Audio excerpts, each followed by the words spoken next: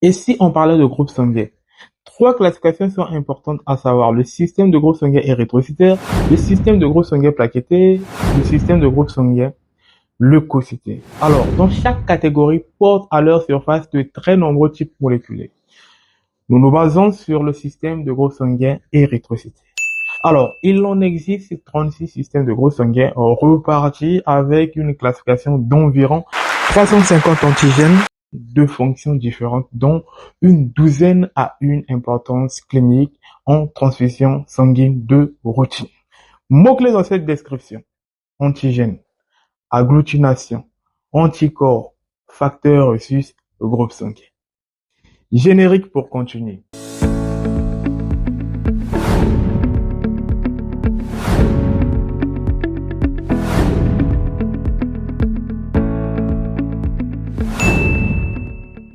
Ce travail s'organise en deux sections, à savoir la première qui constitue les groupes sanguins, les antigènes, les anticorps, la deuxième qui constitue l'objectif des facteurs RESUS ainsi que l'application clinique de ces éléments mentionnés. Groupe sanguin. On parle de groupe sanguin en tenant compte de la classification ou la représentation à la surface des globules rouges, soit la présence ou l'absence des antigènes. Donc ça, c'est ce qu'on appelle par votre érythrocyte, votre globule rouge. Si ici, on a la présence ou l'absence d'antigènes, c'est ça qui constitue ce qu'on appelle par le groupe sanguin. Un antigène est une molécule couvrant les cellules de l'organisme. Donc l'antigène, c'est comme un vêtement, c'est comme un drap qui couvre la cellule de l'organisme, comme on vient de le dire, qui se trouve à la surface. Ça peut être des virus, ça peut être des bactéries, ça peut être des parasites, tout comme les érythrocytes, comme on vient de mentionner comme exemple. Mais lorsqu'ils deviennent nocifs, et à ce moment, il induit ce qu'on appelle par une fabrication des anticorps par la lymphocyte B. Et les lymphocytes, ils vont activer pour venir neutraliser cet antigène. Vous comprenez un tout petit peu. Donc, l'antigène a pour fonction l'identité de la cellule. Donc, c'est comme aujourd'hui, je porte un vêtement, je me promène. Si à ce moment-ci, les gens sont déjà habitués à te voir avec ce vêtement, on va penser que je suis toi, alors que ce n'est pas toi, c'est moi qui ai porté ton vêtement. Les antigènes ont plusieurs natures. Ça peut être de nature glucidique, c'est-à-dire composé des glucides, des lipides, des protéines, des glucoprotéines. Alors, parmi les glucides, on a le système ABO. D'accord? Très important qui nous permettra de voir un peu plus quelques éléments en rapport avec les groupes sanguins, y compris la transfusion sanguine. On va faire le rapport groupe sanguin antigène. Alors, prenons le système ABO. Le système ABO, ça c'est votre globule rouge. À la surface de votre globule rouge, si vous êtes du groupe A, la surface de votre globule rouge va contenir l'antigène A. Vous êtes du groupe B, la surface de votre érythrocyte va contenir l'antigène B. Vous êtes du groupe AB, l'antigène de votre érythrocyte à la surface sera AB. Vous êtes du groupe O, il n'y aura rien. Il n'y a rien.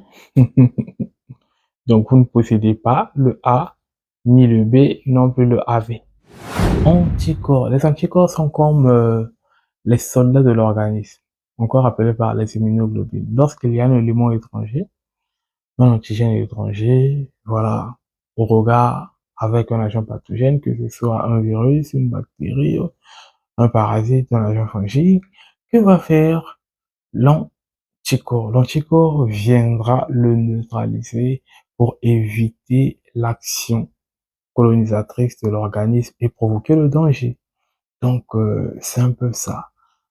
Les anticorps ont plusieurs fonctions. Il y a la fonction de neutralisation, opsonalisation, cytotoxicité, activation du système de complément. Je vais prendre des exemples simples pour faciliter l'explication.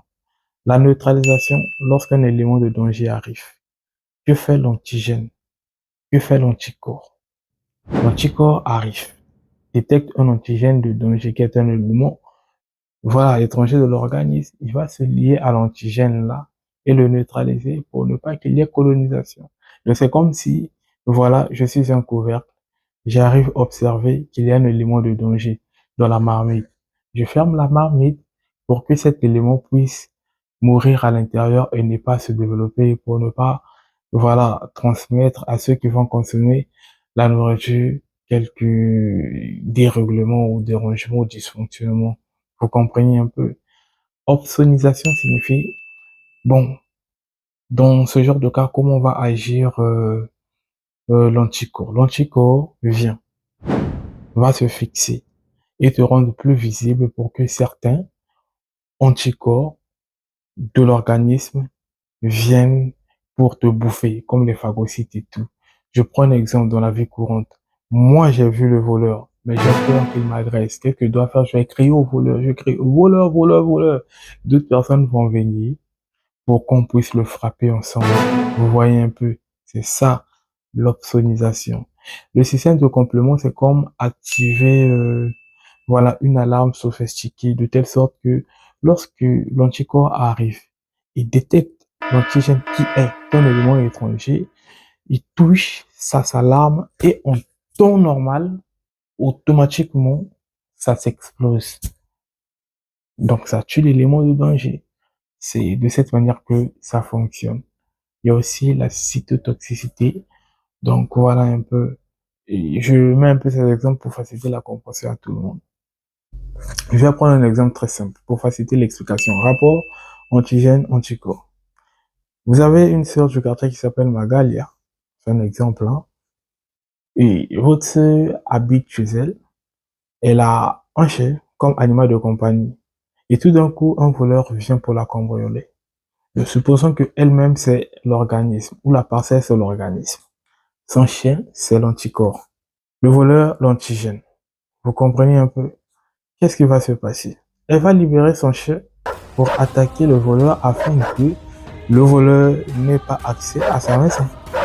Donc, le chien, c'est l'anticorps qui va neutraliser l'action de l'antigène, qui est le voleur, qui devient comme un élément dangereux pour la vie de Magalia, pour sa maison. Vous comprenez un tout petit peu? Donc, voilà. Facteur Rhesus ou le système Rhesus. Autre type de classification qui désigne tout simplement la présence également des antigènes à la surface des globules rouges, tout comme l'absence. Ici, c'est marqué comme l'antigène D, le facteur RH. Mais non, supposez que vos globules rouges portent ce qu'on appelle par les étiquettes RHD. Si ces étiquettes sont présentes à la surface de vos globules rouges, c'est considéré comme résus positif. Maintenant, s'il n'y a pas la présence des étiquettes, c'est considéré comme résus négatif.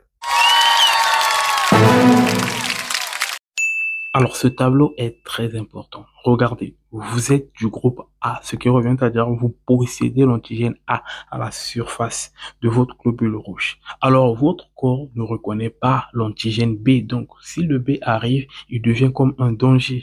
Il devient comme un objet nuisible. Que va-t-il faire? Il va le neutraliser. Voilà pourquoi il va fabriquer des anticorps pour neutraliser le B. Ce qui revient à dire, vous possédez l'antigène A et le corps va fabriquer l'antigène B pour attaquer le B. Vous comprenez un tout petit peu. C'est pareil dans d'autres cas. Vous êtes du groupe B, ce qui remet à dire à la surface de votre globule rouge, de votre érythrocyte, vous avez l'antigène B. Donc le corps ne reconnaît pas l'antigène A. Si l'antigène A arrive, il devient comme un élément de danger. Voilà pourquoi le corps ici développe ce qu'on appelle par anticorps A pour attaquer l'antigène qui viendra se positionner face à lui, notamment le A. Vous comprenez un peu? Alors, vous êtes du groupe AB.